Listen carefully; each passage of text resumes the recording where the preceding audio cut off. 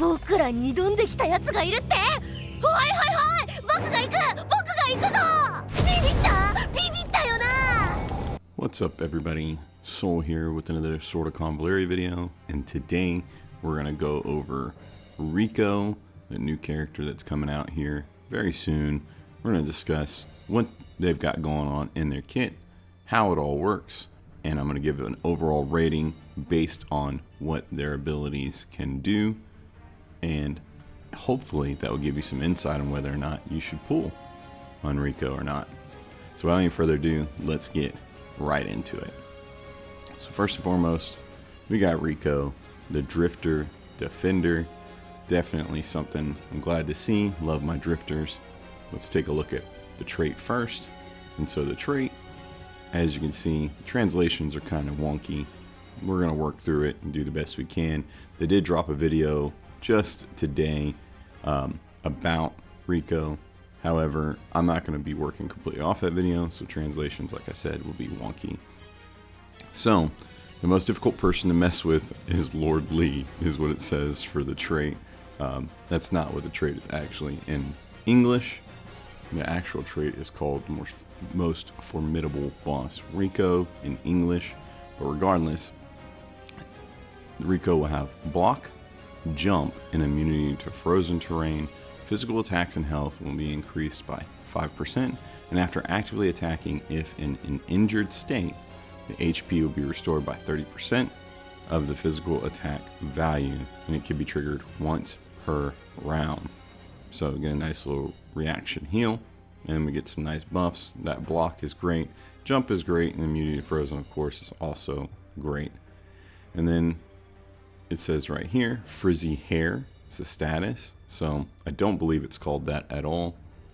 In English, that buff is called Fur Rage, and so 2 layers when attacked and 1 layer when action ends, and then when you have 8 layers, you gain additional skill, Au Dragon's Roar, and then of course after you use said ability, you now gain a calm down period, which is a lot like preparing or exhaustion on SP Rowea, and then of course preparing for loot fee. And so this is basically a period where Rico's not going to be able to use the Au Dragon's Roar, and it's my understanding it's 2 turns, and I'm pretty sure it's just hard locked no matter what. So that's always really interesting. And then of course you've got that, like I said, Au Dragon's Roar. That's an interesting ability within itself. Let's see if we can get some on that real quick. So that Au Dragon's Roar is going to allow Rico to jump forward, to do AoE damage, get some damage reduction, and then give the opponent a vulnerable to, and of course all AoE. So that's really nice. A lot of big damage, and of course that buff's creating a lot of crit, and so on and so forth. So there's a lot to be gleaned here from this trait. Going forward, as I said, once used, you get that calm down period. It's kind of a big deal. To me, that's always like a hard gimp on these characters. I'm sure that's the whole point of them and why it's been put in there. It's just, oof, it feels hot and heavy when you don't ever get free of it and get out of it. Whereas SP Rowea at 5 stars, she no longer is held back by that, and she just pops off. She's insane. Rico never gets free of it. So as you see, that's 1 star. We jump up to 2 stars, where everything is the same with the exception of when you get attacked, you're now getting 2 layers of that Fur Rage instead of just the 1. And then down here at 3 stars, you're now gaining 10% health and physical attack. And then at the start of battle, you're gaining 4 stacks of that Fur Rage, and then you're still getting the 1 at the end of the action, and so on and so forth. But yeah, when you then go into your calm down state, you will get 2 layers of that Fur Rage there at 3 stars. At 4 stars, we see a little bit more happening here, in that now we're healing 50% of her HP instead of 30%, so that's really nice. And then of course, when you end your action, you're now getting 2 stacks of that Fur Rage instead of just 1. And so that's pretty nice too. It's hard to say which is the better, 3 or 4 as far as the breakpoints. I think the HP healing's kind of minuscule. It's 20%. I mean, it's not minuscule, but it's also not like it's necessarily worth the memory shard farming, in my opinion. I think 3 stars might be where I'd suggest to stop. But anyways, at 5 stars, we move from 10 to 15% on that physical attack, and that health boost, the HP regain stays the same. And then now, at the start of the battle, you are getting 6 stacks of that fur rage, and you are also getting 4 stacks when you enter that calm down state instead of just 2. So those are pretty big buffs right there. And then it says right here that when you use that Awu Dragon's Roar, you increase your crit rate by 100% and your skill multiplier by 20% at 5 stars. Now, this is fantastic, interesting stuff. So at 5 stars, we're absolutely unlocking that additional crit rate and that skill multiplier of 20%, which is pretty massive, but that's also a very steep cost at 5 stars. Really, really tough stuff. Going to be a hard decision there on what to do with this trait and where to stop. For me, I think I'm going to stay 3 stars as the suggestion. Now let's talk about the abilities. First, you're going to get an ability called Knockback Slam. So this is a single target physical attack, does 140% damage, and then knocks back the opponent by 2 squares and has a 3 energy cost. So this seems like it's pretty decent to start with, but I think it's going to be overridden very quickly, and it's something you're really not going to ever utilize. Moving on, you get a Charged Pursuit. This has no energy cost, but it has a 3-turn cooldown. It's an instant. You select one enemy in a cross range and charge them, dealing 30% damage, and you're also immune to preemptive strikes. So this is pretty decent. Good gap closer right here. Good stuff. Then you get Ice Combat. When in frozen terrain, damage taken is reduced by 30%, and your movement speed is increased by 1. So movement speed's a little odd play on words. Your movement's increased by 1. But a 30% damage reduction just for being on frozen tiles. Here it is, Rico, Ice Team Comps, Defender, no-brainer. This is a pretty phenomenal skill just right here. Absolutely can't wait to see that in play. Up here at rank 3, the one being hammered is you is what this ability is called. I'm sure that's a mistranslation. We'll see. It's physical attack, the designated target. It deals 40% area damage, knocking back 4 squares, and increases the skill multiplier by an additional 70% against targets who are immune to knockback. Then pursues, dealing 75% area damage to all enemies within a 2-square cross of the target, and dispels 2 buffs. While possessing Sirius, which is that fur rage, and you're like at max stacks, the skill multiplier of this is increased by 10%. And after pursuit, the target is stunned for 1 round. So when you get those max stacks of fur rage, this ability gets even better. We're talking about something that's 3 cost and 2 turn as a 2-turn cooldown. This ability seems really, really strong, really great. Lots of AoE, lots of knockback, and then of course you're getting some stun on it too, dispelling buffs. I mean, it just does a lot. It's really, really appealing. The other choice at rank 3 is Milk to liven things up. That's not what it's called, but anyways, moving forward, it's an instant. It restores 80% of the player's HP. You gain 2 layers of damage lock, which this is a brand new feature right here, basically, where it's equal to 45% of the character's max HP is the most damage that they can receive. And then they're going to get a nice defense and magical defense boost. And then, of course, they're getting 2 layers of that fur rage. This is a 1 energy cost 4-turn cooldown. An instant heal is always fantastic, but that damage lock is really, really interesting. And from what I've read and seen, this transcends other things like, birdcage and things like that. It just doesn't matter. If you lock that damage, you're not going to receive more than that amount of damage while you have that buff. Really interesting. Can't wait to play test that and see how that works. Very appealing to read. Up at rank 5, you get First Strike. This is a reaction before actively being attacked from the side or the front. You perform a preemptive strike at 70% of your damage, and it can be triggered once per round. It seems like a pretty standard, decent reaction. Now let's take a look at Born to Never Die, the other rank 5 skill. And this is a reaction. It reduces melee damage by 15%. They gain unyielding strength. When triggered, it restores all energy, removes quiet, and grants 8 stacks of furious, which is that, for anger, rage, for whatever. It's furry, it's angry. And then it grants 4 speed. And so what we're getting out of this is basically a nice little way to mitigate some melee damage, but we have a now self-revive, if you will, where they're going to come back at 35% HP. They're going to remove that quiet debuff, so basically where they're calm or they can't rage, that mechanic, that little debuff is going to be gone. They get a nice little reset. They get all of their energy back, which is massive, and 8 stacks of that fur rage. That's also massive, and then 4 speed on top of that, so they're going to get to act first and take charge of the situation. This seems like a really powerful reaction, and honestly pretty exciting. I would love to see how it works in play. Up here at rank 7, we're going to take a look at Sledgehammer. It's time to get serious, and so this is a choice where you get to choose 2 different things. Hop on over here and take a look at it. And so the first choice is slap in the face. Remember these translations. Yeah.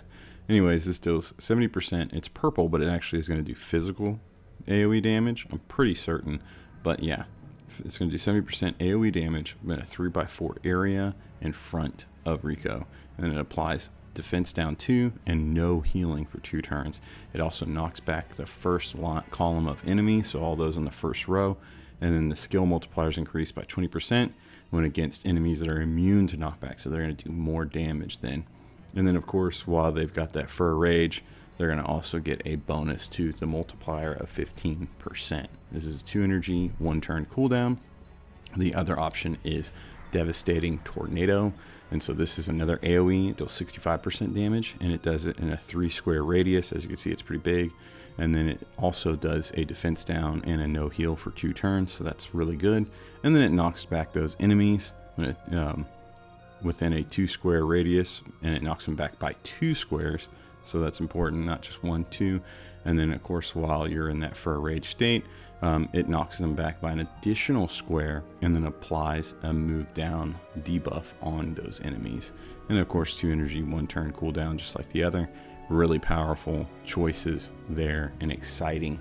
I love to see that.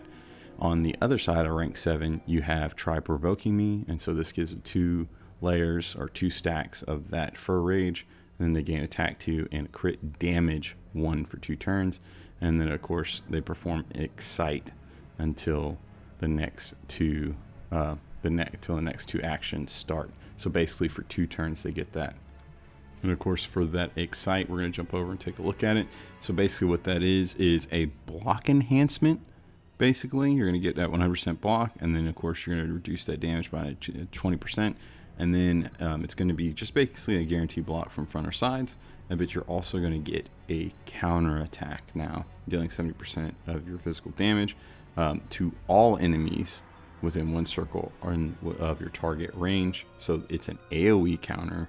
And then just like Pamina, and it can be triggered 2 times per round.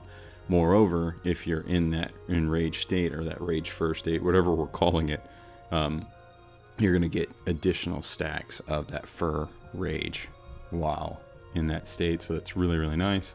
This is an exciting thing right here. We definitely have an all-out tank, counterattack, AoE, crit monster on our hands. Looking over at the basic attacks, you've got critical hit. It deals 50% physical damage twice, and before attacking, your crit hit rate is increased by 15%. And then on the other side, you have No One Can Escape. It causes damage to all enemies within 1 circle of the target, area physical damage, and knockbacks an additional 2 squares from the center target.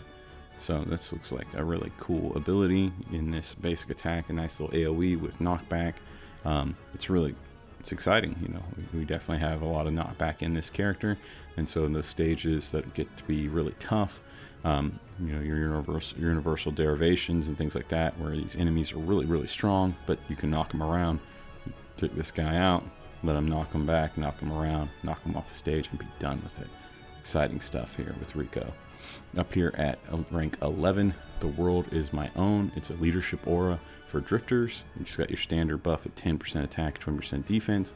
And then active attacks and counter attacks increase damage by 5% for each target hit, up to 15%. If the target is injured, critical hit chance and critical hit damage is increased by 10%. So another drifter aura is always good. Something unique here. Really good stuff. I'm really not sure how I'd apply that best just yet. Get my head around it and take a look at it, and we'll see. But it's definitely nice to have another aura on deck.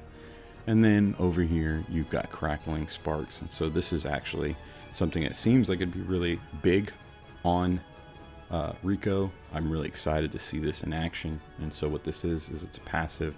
And then after using a professional skill, as it says, you gain 2 additional stacks of that Fur Rage.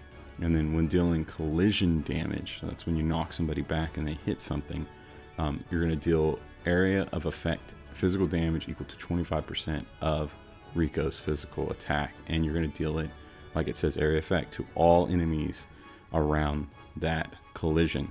So really, really good stuff. And then, of course, it increases your attack by 15% when you're fighting enemies that are immune to collision knockback. And then before attacking, you apply physical down and magic defense down for 2 turns on those opponents.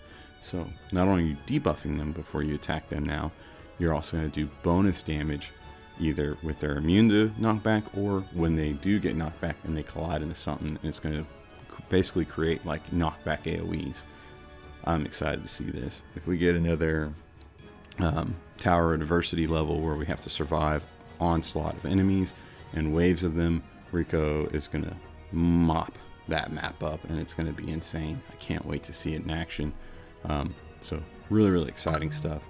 Rico's definitely got a lot going on in their kit. And so what does that mean for Rico? Where does that place them in the grand scheme of things?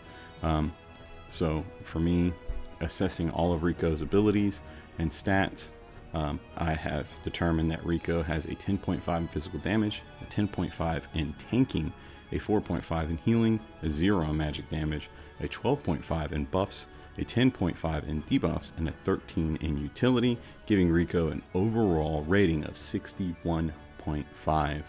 And this is a tier 0 character, one of the highest rated characters as far as what they have in their kit and their ability to impact your gameplay. So this is a really exciting prospect right here. The downfall is as you can see, Rico's scoring high in a lot of different areas, but doesn't really excel in any certain one, with the exception of maybe that knockback mechanic. Regardless, Rico may fall into that trap of like what you see with Flavia, so to speak, is where people love Flavia, but they will acknowledge that Flavia can do a lot of things, but not any one particular thing really well. That might be the case for Rico. We'll see. I'll have to play test it. I'm not sure, but regardless, Rico is an AoE monster that deals lots of crit and crit damage, and then has lots of knockback and has the potential to do additional damage based on those knockbacks. Really exciting. Looks like a hardy, tough, potential defensive monster. I can't wait to see what happens, playtest and everything, and seeing what goes on. Straight AoE build, counter-attacking build, just straight tank build. I want to check them all out and see what goes on with Rico. Let me know down in the comments what you think. Are you excited about Rico? Does this interest you? Is this something you might pursue potentially down the line? There's definitely some versatility in Rico, and I value characters that have that, so Rico really gets me excited for that reason. And then I just enjoy playing characters that are fun, with a fun design and mechanic, and this character seems like it's bringing that to the table. So let me know what you think in the comments. I'd be more than happy to hear your feedback. Huge shout out and thank you to my Patreon members. You guys are the ones that make it possible for me to make this kind of content, and I'm sincerely grateful for your support. Make sure that you check our link out for that Patreon down below, as well as a link to our Discord, where we talk all things Sword of Convallaria and then some. And I wish you the best in all of your Sword of Convallaria adventures and anything you're doing in life. Until next time, I'll catch you later. Bye.